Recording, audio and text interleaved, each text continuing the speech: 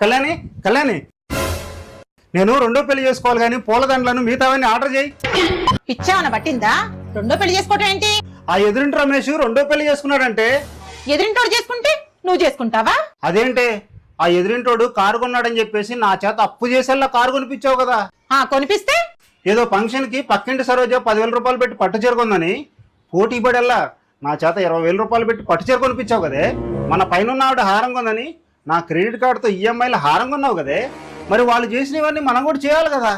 అయితే ఆ పక్కింటి రమేష్ లా నేను కూడా రెండో పెళ్లి చేసుకుంటా. మీకు పిచ్చి పట్టిందా? రెండో పెళ్లి చేసుకోవటం ఏంటి? నాకు కాదే పిచ్చి పట్టింది, అవతల వాళ్ళ కంటే గొప్పగా ఉండాలని పిచ్చి నీకు పట్టింది. మన స్తోమతకు మించి అప్పులు చేసుకుంటా పోతే తర్వాత అప్పుగా మరి అందరి ముందు కరువు పోతుంది. ఆడంబరాలకు పోకుండా ఉన్న దాంట్లోనే ఆనందాన్ని వెతుక్కోవాలి. జీవితంలో ఇంకెప్పుడు వేరే వాళ్ళతో పోల్చుకోనండి.